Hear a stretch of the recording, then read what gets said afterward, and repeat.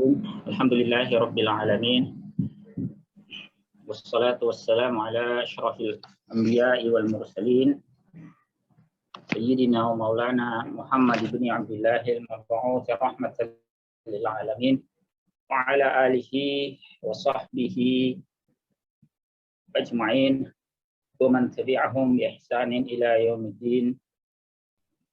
Amma ba'd. Alhamdulillah.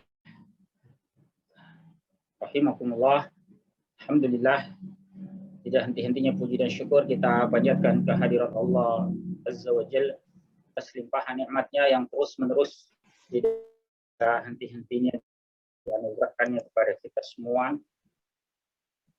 Salawat dan salam juga adalah senantiasa kita aturkan kepada teladan kita, junjungan kita Sayyidina Muhammad Rasulullah Sallallahu Alaihi Wasallam. Alhamdulillah, pada kesempatan malam ini kita melanjutkan kembali ulasan kita di dalam surah An-Naba, bagian yang kedua. Ini pada ayat yang ke-6 hingga ayat yang ke-11 insya Allah. Di bagian yang lalu kita sudah membahas permulaan surah ini ayat yang pertama hingga ayatnya yang ke-5. A'udzu billahi minasyaitonir rajim. Alam naj'alil arda mihada wal jibala autada wa khalaqnakum azwaja wa ja'alna naumakum subata wa ja'alna al-laila libasa wa ja'alna an-nahara ma'asha. Insyaallah ada 6 ayat ya yang akan kita ulas ya malam hari ini. Ayat-ayat ini masih merupakan rangkaian dari ayat-ayat sebelumnya tentang apa yang disebut sebagai An-Naba'ul Azim, yang oleh para ulama diantaranya disebutkan itu sebagai hari kiamat. Di antara bentuk pengingkaran orang-orang musyrikin Mekah saat itu terhadap risalah yang dibawa oleh Nabi Shallallahu Alaihi Wasallam, yakni tidak percayanya mereka terhadap hari akhir atau hari kiamat. Ya, menurut mereka mustahil ya manusia itu bisa dibangkitkan kembali setelah dia menjadi tulang belulang yang berserakan. Hidup ini, kata mereka, hanyalah kehidupan di dunia. Qalu in hiya illa hayatuna dunya wa ma nahnu bimab'utsi. Mereka mengatakan ya dalam Al-Qur'an disebutkan kehidupan kita itu tidak lain hanya yang ada di dunia ini dan kita tidak akan dibangkitkan. Ya. Maka rangkaian ayat berikut ini itu menyampaikan kepada mereka ya tentang tanda-tanda kekuasaan Allah Subhanahu wa taala yang bisa disaksikan di sekeliling kita, yang itu menjadi bukti tidak terbantahkan ya bahwa jangankan membangkitkan manusia, itu berkuasa menciptakan bukan hanya manusia, bahkan alam semesta yang jauh lebih hebat itu dari ketiadaan, dari tidak ada menjadi ada. Menciptakan manusia pun dari tidak ada menjadi ada. Kalau menciptakan dari ketiadaan menjadi ada Allah mampu, bagaimana mungkin membangkitkan Allah tidak mampu? Ya. Itu diantara pesan yang berkaitan dengan rangkaian ayat-ayat. Alam naj'alil arda mihada. Bukankah kami, kata Allah Ta'ala, telah menjadikan al-ard itu mihadan, sebagai hamparan. Ya, sebagai tempat yang nyaman bagi manusia untuk bisa hidup di atas.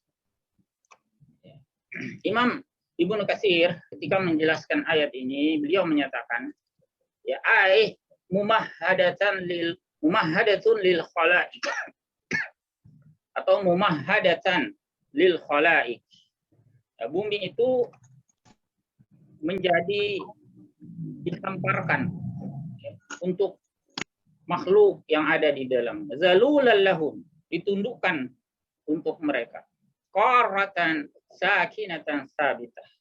Sehingga bumi itu menjadi apa? Tenang. Ya, dia diam, stabil. Padahal kita tahu ya, bumi kita itu kan sebetulnya bulat ya. Tetapi karena diatur sedemikian rupa oleh Allah Ta'ala, ya, dihamparkan. Jadi kita itu tidak merasa kalau bumi kita itu bulat. Seakan-akan dia adalah hamparan yang nyaman kita tinggal. Kita tidak merasa hidup di atas bola, gitu. Tapi di atas hamparan yang lapang. Bahkan kalau yang pernah belajar geologi misalnya, atau dulu kita SMP mungkin ya, tingkat SMA itu diajari, bumi kita itu sebetulnya berotasi dengan sangat kencang. Itu lebih dari 1.600 km per jam kecepatannya. Di bumi kita itu berotasi, berputar terhadap poros itu dengan kecepatan tinggi. Di 1.670-an kilometer per jam, bayangkan, 1.670-an kilometer per jam. Kita naik kendaraan saja 100-200 ya. Kalau mobil rasanya 200 kilometer per jam itu kayak gimana itu kencang. Nah, bumi kita itu sebetulnya 1.600-an sekian kilometer per jam, tapi tidak kita rasa. Ya, karena Allah Subhanahu wa taala merancangnya sedemikian rupa ya, sehingga dia menjadi nyaman ya, bagi kita untuk hidup di atasnya. Ya. Selanjutnya di ayat yang ke-7 Allah Subhanahu wa taala berfirman, "Wal jibala autada." Dan juga kami menjadikan al-jibal. Jibal itu jamak dari kata jabal. Jabal ya, bentuk tunggal, satu gunung. Jamaknya jibal, artinya gunung-gunung. Kami jadikan jibal itu sebagai autada. Autada pun juga bentuk jamak, ya, bentuk jamak taksir dari watat, yang secara harfiah artinya pasak. Pasak ya. Kalau ada yang pernah berkemah, ya, bikin kemah mungkin ingat dulu waktu masih pramuka ya. Nah, kita bikin talinya itu sedemikian rupa diikat pada pasak, ya, agar dia kokoh, kemahnya tidak mudah roboh, tidak mudah dia stabil ya, kuat. Nah, itu autadan, bentuk jamak dari kata watat. Imam Ibnu Katsir menjelaskan ay ja'alaha laha autadan arsaha biha wa sabbataha wa qarraraha. Dia menjadikannya, ini menjadikan gunung-gunung sebagai pasak bagi bumi. Ya, dia menancapkannya, membuat bumi itu tetap ya, sabit, stabil ya, dan kokoh. Qarar. Hatta sakanat, hingga bumi itu tenang. Walam tattarib biman alaih, tidak berguncang. Ya. Tidak membuat orang penghuni yang ada di atasnya tomah dan sebagainya. Dan ini luar biasa ya. Sekarang itu sudah lazim diketahui ya dalam biologi itu. Bagaimana fungsi gunung itu luar biasa. Ya. Salah satunya yang terpenting itu adalah membuat daratan kita itu menjadi stabil. Kalau dia guncang sedikit, terganggu sedikit, ya maka kita kenal misalnya ada gempa ya yang diakibatkan karena aktivitas vulkanik. Ya. Gempa itu kan biasanya ada yang tektonik, ada yang vulkanik. Kalau tektonik itu lebih karena pergeseran lempeng yang ada di bawah. Nah, kalau akibat aktivitas gunung, biasanya gunung berapi, itu biasanya kita sebut vulkanik. Kenapa? Karena fungsinya sebagai pasak itu ya menjadi terganggu. Misalnya ada hendak meletus gunungnya, ya, maka itu memicu gempa. Karena memang fungsi gunung itu dijadikan oleh Allah Subhanahu wa taala diantaranya sebagai autada, sebagai pasak, sehingga bumi itu menjadi stabil, ya, kokoh. Selanjutnya pada ayat yang ke-8 Allah Ta'ala berfirman, wa khalaqnakum azwaja, dan kami ciptakan ya kalian wahai manusia, kami ciptakan kalian itu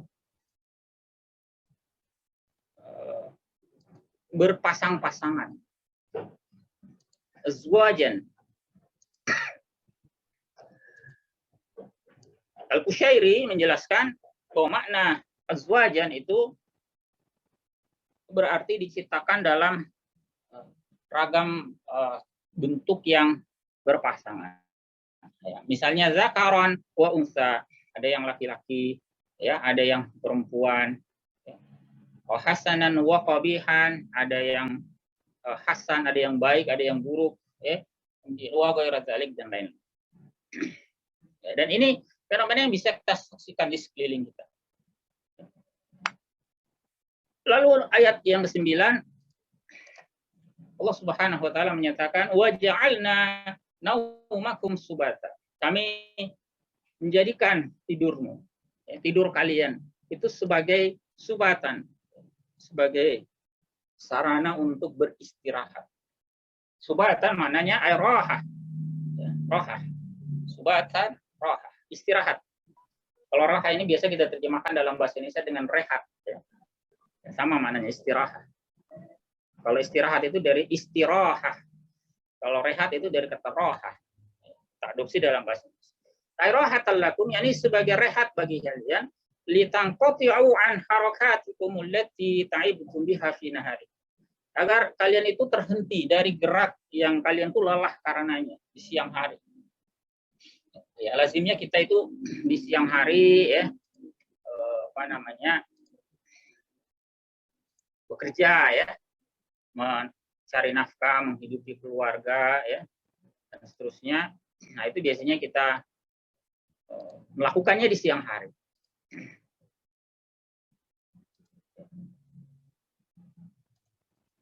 Dan malam harinya, ya, Allah Subhanahu wa taala jadikan tidur kita itu sebagai istirahat. Ya, ini dilanjutkan di ayat yang berikut, ya, bahwa wa ja'alna al-laila libas. Ya. Kami jadikan malam itu sebagai pakaian. Didekatkannya naumakum dengan al-lail itu mengisyaratkan, ya, bahwa naum itu sepatutnya memang kita lakukan di malam hari sebagai sarana kita beristirahat. Ya. Dan memang secara fisiologis, ya, manusia itu diciptakan sedemikian rupa, fisik kita, tubuh kita itu cocoknya memang tidur di malam hari. Ada hormon-hormon tertentu yang itu hanya keluar di malam hari. Ya. Makanya kalau misalnya ada orang tidurnya itu terganggu, ya, siklusnya, ya, misalnya karena dia shift malam, bekerja malam hari, ya, tidurnya malah di siang hari. Nah, itu rentan, ya, dengan gangguan-gangguan penyakit. Karena secara fisiologis, ya, lazimnya manusia itu tidur malam. Ada hormon misalnya melatonin itu keluarnya di malam hari. Kalau itu terganggu, nah itu bisa mengganggu siklus biologis yang lain.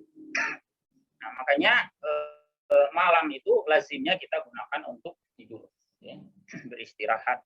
Dan Allah sebutkan di ayat yang ke-10 ini, wa ja'alna al-laila libasa. Kami jadikan malam itu sebagai pakaian. Maknanya kata Imam Al-Qushairi, taqatta atau bisa juga tugatti, ya. Tugatti zalamatuhu kulla syai'in fataskunu fi. Kegelapan malam itu menutupi segala sesuatu sehingga kalian tuh merasakan ketenangan pada suasana yang senyap, hening. Nah, itu cocok, ya, untuk manusia beristirahat, ya, dari penatnya aktivitas seharian yang melelahkan. Sebaliknya di siang hari Allah sebutkan wa ja'alna an-nahara ma'asya, ya. Kami jadikan siang hari itu sebagai penghidupan. Ya, waktu Allah jadikan waqta ma'asyikum. Ya, Al-Qushairi menyatakan sebagai waktu kalian mencari penghidupan. Makanya biasanya lazimnya, ya, orang itu bekerja di siang hari, ya, mulai dari pagi hari, ya. Allah berikan kesempatan pada manusia di pagi hari. Waktu-waktu penuh barokah, ya. seseorang mulai bekerja, mencari nafkah, menghidupi keluarganya, itu juga bagian dari amal soleh. Malam harinya dia beristirahat dan seterusnya. Ya. Nah, ikhwafillah rahmatullahi alaikum, fenomena ini semua, ini mulai dari tadi ayat yang pertama, ya, bagaimana Allah Ta'ala menceritakan kepada kita bahwa bumi itu dihamparkan sedemikian rupa, ya. Bagaimana gunung-gunung yang bisa kita saksikan itu menstabilkan bumi ini sebagai pasaknya. Ya, lalu Allah ciptakan kita berpasang-pasangan, ya, bukan hanya manusia tetapi juga ya makhluk yang lainnya, ya, dan seterusnya. Fenomena siang malam, ya. Ini semua adalah perkara yang bisa kita saksikan sehari-hari. Ya. Karena itu, ya, para ulama menjelaskan bahwa sesungguhnya tanda-tanda kebesaran Allah Ta'ala, tanda-tanda kekuasaan Allah Ta'ala, itu bertebaran di berbagai penjuru. Fenomena tadi semua bisa kita saksikan. Siang, malam, ya, bumi, gunung, dan seterusnya. Itu bisa kita saksikan di sekeliling. Hanya saja terkadang manusia itu abai, ya, lalai terhadap berbagai tanda-tanda kekuasaan Allah Ta'ala, sehingga tidak menghantarkannya kepada keimanan. Nah, demikian pula dengan orang-orang musyrikin yang ada, ya, di masa itu, orang musyrikin Mekah, ya, di masa awal-awal wahyu. Ya, mereka mengingkari kenabian, mengingkari kebenaran Al-Quran, mereka mengingkari hari akhir dan seterusnya. Padahal sesungguhnya, ya, bukti-bukti kebenaran akan hal itu terpampang, ya, dengan sangat jelas di hadapan. Maka ikhwafillah rahmatullahi alaikum, dari rangkaian ayat tadi, ya, ada beberapa ibrah, ada beberapa pelajaran yang bisa kita petik. Yang pertama tentang betapa besarnya tanda-tanda kekuasaan Allah Ta'ala. Ya. Dan sekali lagi bisa kita saksikan, ya, di sekeliling kita. Ya. Dimanapun kita berada, berbagai tanda-tanda kekuasaan Allah Ta'ala bisa kita saksikan. Tinggal apakah itu kita menjadikan dia sebagai renungan yang bisa menghantarkan kita kepada keimanan atau tidak. Dan mencapai keimanan ini bukan perkara yang mengharuskan seseorang itu jenius, ya, misalnya, atau berpendidikan tinggi, ya, dan sebagainya. Tidak harus, ya.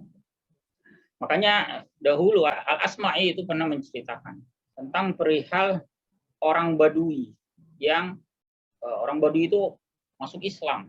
Padahal kita tahu orang Badui itu artinya orang yang tinggal jauh di pedalaman. Ya, jauh dari peradaban, ya, tidak banyak berinteraksi dengan kebudayaan luar, ya, apalagi sekolah, tidak sekolah sama sekali. Tapi yang mengherankan, ya, bagi banyak orang di kota itu, kenapa ada orang Arab Badui itu bisa masuk Islam? Lalu ditanyalah orang Arab Badui ini, apa yang membuat Anda itu bisa masuk Islam? Atau pertanyaan persisnya itu, apa bukti, ya, dari keberadaan Allah Ta'ala? Itu yang mereka tanya. Lalu ternyata orang Arab Badui ini menjawab dengan logika yang sangat sederhana, ya, jauh, ya, dari apa yang dibayangkan oleh penanya itu. Ya, ketika penanya itu menyampaikan pertanyaan itu, dia akan heran bagaimana orang pedalaman itu bisa beriman kepada Allah Ta'ala.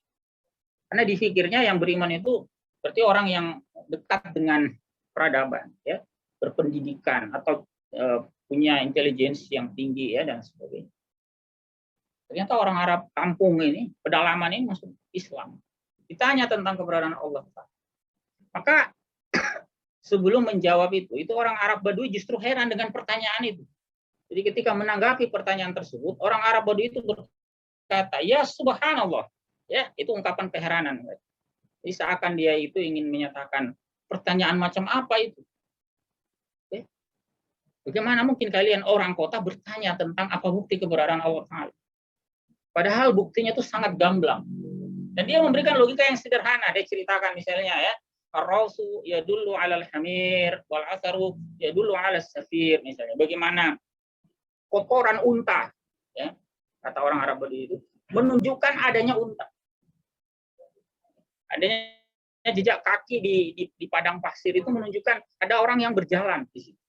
Dan seterusnya. Itu logika sederhana yang memang dia saksikan dalam kehidupannya sehari.